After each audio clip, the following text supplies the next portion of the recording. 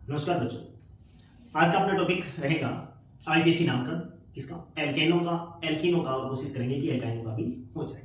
तो टॉपिक अपना है आज का आईपीएसी नामकरण। आईपीएसी नामकरण किनका, एल्केन का देखेंगे, फिर एल्किनों का देखेंगे और फिर एल्काइनों का। हाँ, तो आपको याद होगा कि हमने पीछे लेक्चर में बात की थी कि जब भी किसी कंपाउंड का आईपीएसी नाम लिखना हो तो 5 टुकड़े बताए थे। कौन कौन से याद कीजिए। सबसे पहले आप लिखते हो द्वितीयक पूर्व लगन, फिर लिखते हो प्राथमिक पूर्व लगन, फिर आपने लिखा था मूल शब्द, और फिर मूल शब्द के बाद में लिखा जाता है प्राथमिक अनुलगन, और फिर लिखते हो आप द्वितीयक अनुलगन। ठीक, तो प्रत्येक टुकड़े के बारे में एक बार फिर कर लेते हैं। प्राथमिक पूर्व लगन मतलब यहां क्या लिखा जाता है, कंपाउंड में उपस्थित प्रतिस्थापित। प्राथमिक पूर्व लगन में क्या लिखते हो, यौगिक की प्रकृति कैसी है, वो चक्रीय है या अचक्रीय। थर्ड, मूल शब्द, यहां अपन क्या लिखते हैं, श्रृंखला में उपस्थित कार्बन की संख्या। जो आपने कार्बन श्रृंखला चुनी है उसमें कार्बन कितने हैं। प्राथमिक अनुलगन, यहां क्या लिखा जाता है, एन, इन और आइन। समझ रहे हो कि सभी कार्बन सिंगल बॉन्ड से जुड़े हैं तो आप एन लगा देते हो, यदि कहीं डबल बॉन्ड है तो इन, और यदि कहीं ट्रिपल बॉन्ड पड़ा तो आप आइन लगा देते हो। और द्वितीयक अनुलगन, यहां क्या लिखा जाता है, क्रियात्मक समूह का नाम। मैं भी उम्मीद करता हूं कि सबको ये याद था। तो सबसे सिंपलेस्ट ऑर्गेनिक कंपाउंड एल्केन कहते हैं। एल्केन में से किसको कहते हैं, वे हाइड्रोकार्बन जिसमें सभी कार्बन एकल बंध के द्वारा जुड़े होते हैं, वे एल्केन कहलाते हैं। ठीक है जी, स्टार्ट करते हैं अपन। सबसे पहला कंपाउंड लिया मैंने CH3।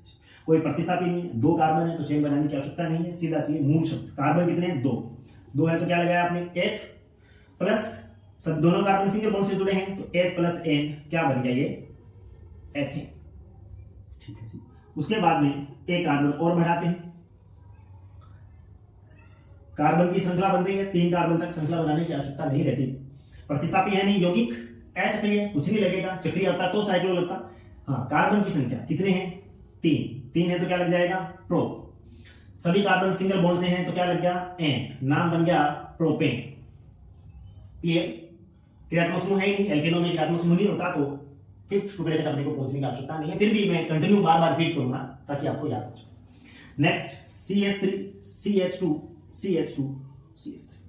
कुछ देर बाद में मैं कार्बन की संख्या के साथ तो हाइड्रो लगाना बंद कर देंगे ताकि आपको बार बार ये लेंथी ना लगे लिखना। हाँ जी, 4 कार्बन है तो ब्यूट, सभी सिंगल बॉन्ड से जुड़े हैं तो ब्यूट प्लस एन, नाम बन गया ब्यूटेन। अब देखो काम अपना स्टार्ट होता है यहां से। यदि मैं ये वाला कंपाउंड लिखता तो सबसे पहला काम याद कीजिए, कार्बनिक यौगिक का जब आप नाम लिख रहे हो तो आपका सबसे पहला काम क्या था, कार्बन श्रृंखला का चयन, जिसके नियम अपन पीछे पढ़ चुके हैं। कार्बन श्रृंखला चुनिए, सबसे लंबी चुननी होती है, चुन ले। फिर उसके बाद में 2 नंबर आपको करना होता है, इस कार्बन श्रृंखला का अंकन, नंबरिंग करते हैं। कहां से करते हैं, याद कीजिए, हमने चर्चा की थी, उस दिशा से अंकन प्रारंभ किया जाता है जहां से प्रतिस्थापी को न्यूनतम पोजीशन दी जा सके। दे दी है जी, लिखते हैं। सबसे पहले क्या लिखना है, प्रतिस्थापी। सबसे पहले प्रतिस्थापी, ये है अपना फॉर्मेट, इस फॉर्मेट को नहीं छोड़ना। सबसे पहले लिखना है प्रतिस्थापी। एक कार्बन का प्रतिस्थापी मैथिल कहलाता है, कहां जुड़ा हुआ है, 2 पे, तो नाम बनेगा 2 मैथिल, 2 मैथिल। अंक और शब्द के बीच में हाइफन आना चाहिए, ये नियमों में ही चर्चा हो चुकी है अपनी। यौगिक अचक्रीय, कुछ नहीं आएगा। कार्बन की संख्या कहां, श्रृंखला में, जो आपने चेन बनाई है उस श्रृंखला में, उस चेन में कार्बन कितने आ रहे हैं, 4 के लिए क्या यूज करते हैं, ब्यूट। अब चलिए प्राथमिक अनुलगन, सभी कार्बन सिंगल बॉन्ड से हैं तो एन लग जाएगा, bute plus ane, bute. Simple है। एक एग्जांपल और लेते हैं, CH3 CH2 CH, CH3 CH CH3।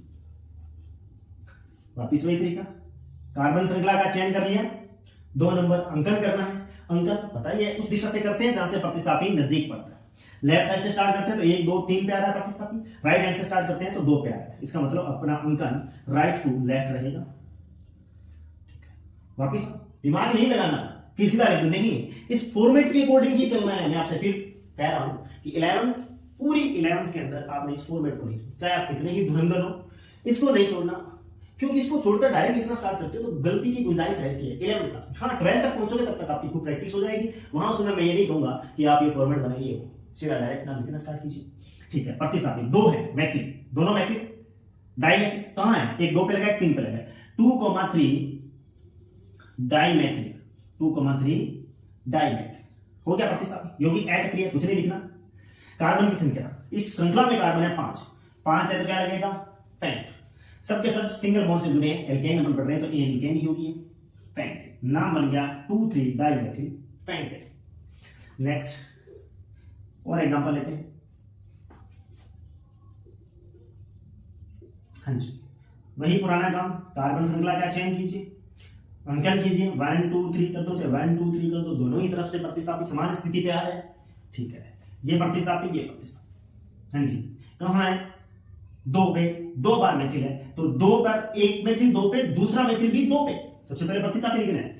2 methyl कहां है बताना पड़ेगा, ऐसा नहीं कि 2 मेथिल एक ही कार्बन तो एक बार 2 लिखने, नहीं, हर प्रतिस्थापी का अंक लिखना है, चाहे वो सेम ही आ रहा 2, ये भी 2, 2,2 डाइमेथिल, 2,2 डाइमेथिल और 3 कार्बन है तो प्रो प्लस एन प्रोपेन हो गया।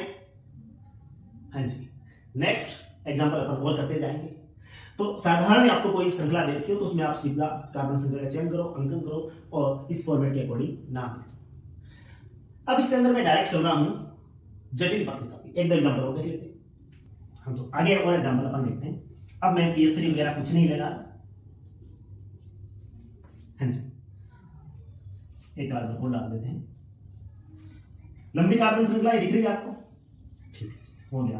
अंकन कौन सी साइड से करें, 1 2 3 पे प्रतिस्थापी, बात हुई थी जो इस श्रृंखला से बाहर किसी बंध के द्वारा निकल जाता है उसको बोलते हैं प्रतिस्थापी। क्रियात्मक समूह के अतिरिक्त वह समूह जो श्रृंखला से बाहर जाता है प्रतिस्थापी कहलाता है। तो अब यहां देखो 1 2 3 पे प्रतिस्थापी है, उधर 1 2 3 पे प्रतिस्थापी है। कहां से अंकन स्टार्ट करें, हम अपनी मर्जी से नहीं करेंगे, अपनी मर्जी तब चलती जब दोनों एक ही कार्बन के प्रतिस्थापी, तब आपसे इधर से अंकन कर लेते थे उधर से, लेकिन जब दोनों प्रतिस्थापी एक जैसे नहीं है तो हमारी मर्जी नहीं चलेगी। इधर से स्टार्ट करेंगे तो वो नाराज होगा, उधर से स्टार्ट करेंगे तो ये नाराज होगा, मुझे क्यों नहीं दिया न्यूनतम अंक, मेरी साइड से करते हैं। तो इनकी नाराजगी को खत्म करने का लिए हमने एक नियम बना रखा है, वो क्या है कि अंकन उस दिशा से किया जाता है जहां से वर्णमाला में आने वाला प्रतिस्थापी नजदीक पड़ता हो, वर्णमाला में पहले आने वाला। ये देखो एक कार्बन का ये मैथिल है और ये 2 कार्बन का एथिल, आपको पता है ई पहले आता तो इस साइड से अंकन स्टार्ट करो, वरीता इसको, तो ये चर्चा भी अपन कर चुके हैं। नाम क्या बनेगा, लिखने में भी अल्फाबेट पहले लिखना है, 3 पे एथिल, 3 एथिल, फिर 5 पे मैथिल, 5 मैथिल, श्रृंखला में कार्बन कितने 7, तो हेप्टेन, सिंगल बॉन्ड है तो हेप्टेन, ये इसका नाम है।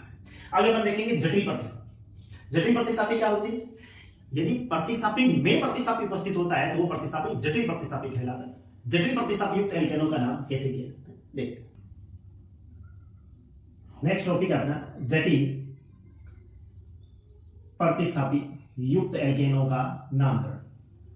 जटिल प्रतिस्थापी युक्त एल्केनों का नामकरण। जटिल प्रतिस्थापी क्या होता है, तो देखो प्रतिस्थापी में प्रतिस्थापी, यदि किसी प्रतिस्थापी में यदि प्रतिस्थापी और उपस्थित होता है तो उस समूह को बोलते हैं जटिल प्रतिस्थापी। जैसे एक उदाहरण लेता हूं, सी कार्बन कार्बन कार्बन, ठीक है। अब ये देखो, यदि अपन इसमें लंबी कार्बन श्रृंखला का चयन करेंगे तो ये स्ट्रेट सीधी वाली श्रृंखला लंबी कार्बन श्रृंखला में काउंट होगी। अंकन के लिए कोई समस्या नहीं, लेफ्ट हैंड से नजदीक पड़ रहा 4 नंबर पे, उधर से आया 5 पे, अंकन भी कर दिया। ये देखो प्रतिस्थापी है, बार में देखो। अब इस प्रतिस्थापी में देखो आगे और ब्रांच निकली और अधिक शाखा है, तो ये क्या है जटिल प्रतिस्थापी। जटिल प्रतिस्थापी का नाम कैसे लिखा जाएगा, ठीक है। सबसे पहले तो देखो वो फॉर्मेट याद कीजिए, सबसे पहले क्या लिखना था प्रतिस्थापी, इस मुख्य श्रृंखला के साथ 4 नंबर पे जुड़ा हुआ है प्रतिस्थापी, तो मैंने लिख दिया 4 प्रतिस्थापी हाइफन। अब इस जटिल प्रतिस्थापी के अंदर फिर हमें एक चेन बनानी पड़ेगी, और वो चेन कहां से स्टार्ट होगी, जिस कार्बन से वो मुख्य श्रृंखला वाले कार्बन से जुड़ा है उसी कार्बन से श्रृंखला को स्टार्ट करना है। हालांकि सिरे वाला कार्बन नहीं है, लेकिन कार्बन की श्रृंखला जब बनाएंगे वो यहीं से स्टार्ट होगी, ठीक है। अब कहां जाएगी, जिस साइड लंबी हो। और याद रखें अंकन में भी इसको वरीयता मिलेगी, लेकिन अंकन 1 2 3 तो अपन ऊपर कर चुके हैं, यहां 1 2 3 नहीं, यहां 1 डैश 2 डैश 3 डैश करेंगे। ये प्रतिस्थापी में जो प्रतिस्थापी था उसमें हमने श्रृंखला बनाई और ये इसके आगे फिर प्रतिस्थापी, तो प्रतिस्थापी लिख रहे हैं तो उसका नाम लिखेंगे, तो प्रतिस्थापी का तो प्रतिस्थापी उससे भी पहले लिखा जाएगा, तो सबसे पहले किसको लिखेंगे, इस प्रतिस्थापी में ये दोनों प्रतिस्थापी है, प्रतिस्थापी के प्रतिस्थापी, तो इनको सबसे पहले लिखेंगे। ये है क्या, मैथिल, तो है कहां जुड़े हैं, 1 नंबर कार्बन पे जुड़े हैं, कौन सा 1-1 डाई मैथिल। और ये हमने जो प्रतिस्थापी में चेन बनाई है कितने कार्बन, 3 कार्बन, तो 3 तो प्रोपिल, क्योंकि पूरा प्रतिस्थापी है पूरा प्रोपिल। और इस जटिल प्रतिस्थापी का नाम ब्रैकेट में बंद करके लिखा जाएगा।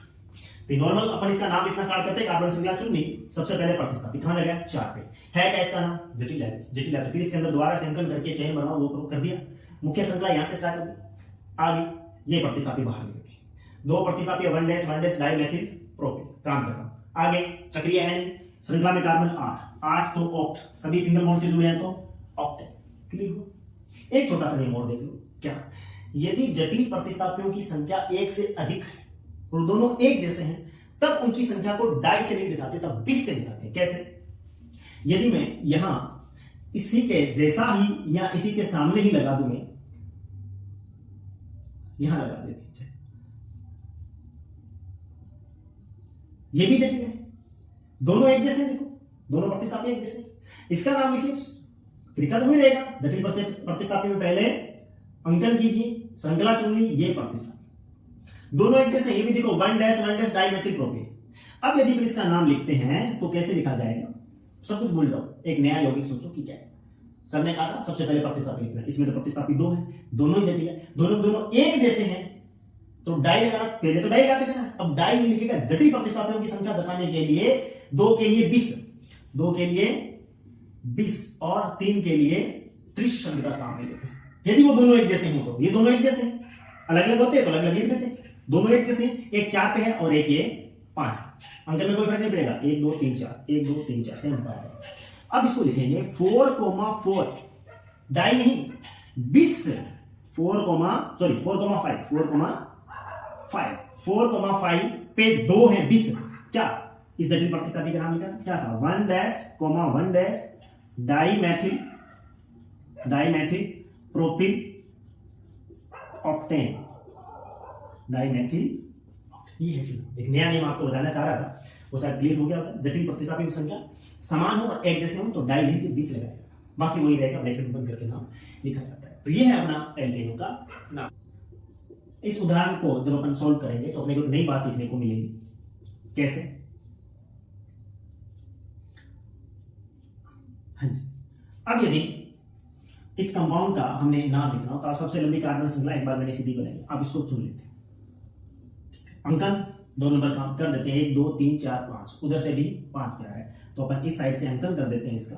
अगला काम क्या रहेगा, ये है प्रतिस्थापी। प्रतिस्थापी देखो, प्रतिस्थापी में प्रतिस्थापी जटिल है, ये जटिल है तो सर ने कहा था कि इसमें फिक्स चेन बनाना और ये प्रतिस्थापी निकल जाएगा। इसका अंकन 1-2 और 3 से कर दिया। लिखते हैं इसका नाम, क्या लिखा जाएगा, 5 नंबर पे प्रतिस्थापी है 5, जटिल है तो ब्रैकेट में लिखा जाएगा, क्या है 1 पे मैथिल लगा है, 1 मैथिल। उसके बाद में 3 कार्बन में खुद में है, तो ये कौन सा समूह है, प्रोपिल, कौन सा, प्रोपिल, प्रतिस्थापी का नाम खुद, और श्रृंखला में कार्बन है 9, नॉन प्लस एन, नोनेन, सही। लेकिन आईपीसी ने हमें छूट दे रखी है कि यदि प्रतिस्थापी में कोई एल्किल समूह पड़ा हो, जैसे एल्किल समूह के प्रकार पड़े थे ना, कौन से, आइसो और द्वितीयक, तृतीयक, नियो, तो आप उसको यूज कर सकते हो। अदरवाइज ये आइसो, नियो, द्वितीयक, तृतीयक ये आईपीसी के भाग नहीं होते, ये सामान्य पत्ती में आते हैं। लेकिन आईपीसी कहता है कि प्रतिस्थापी को यदि आप लिखना चाहो आइसो, नियो, द्वितीयक के फॉर्म में तो लिख सकते हो। तो अब आपको तुरंत याद आ गया होगा कि ये कौन सा समूह है, 4 कार्बन ब्यूटिल, क्या है ये, ब्यूटिल समूह बोल सकते हैं। कौन सा ब्यूटिल है, देखो 2 डिग्री कार्बन से जुड़ा है, यहां से आर्जिन निकल के जुड़ा है, तो ये है द्वितीयक ब्यूटिल, सेकेंडरी ब्यूटिल। तो अपन इस पूरे की जगह सेकेंडरी ब्यूटिल भी लिख सकते हैं। अब इसको जटिल न मानकर एक साधारण एल्किल समूह का प्रकार के रूप में लिखें, सेकेंडरी ब्यूटिल कहां जुड़ा है, 5 नंबर, तो आप इसको लिख सकते हो 5 सेकेंडरी ब्यूटिल नोनेन। इसी प्रकार का एक उदाहरण और करवा देते हैं, ये देखो इसमें है, हाँ जी, ये कार्बन श्रृंखला चुन ली आपने, अंकन उस साइड से होगा 1 2 3 4 5 और 6। ठीक है, ये प्रतिस्थापी यदि मान के करो तो क्या बन जाएगा 1 dash 2 dash 1 dash methyl ethyl. Pure IPC में रिपोर्ट इसका नाम क्या आएगा, 3 पे है प्रतिस्थापी, कौन सा है 3 1 डैश मेथिल एथिल, मेथिल तो प्रतिस्थापी, ये पूरा एथिल, और कितने कार्बन है टोटल 6 तो हेक्स प्लस एन हेक्सेन हो गया। लेकिन एल्किल समूह देखिए तो CH3 CH याद आया, CH3 CH आइसो समूह है, आइसोप्रोपिल, तो मैं इसकी जगह आइसोप्रोपिल भी लिख सकता हूं, 3 आइसोप्रोपिल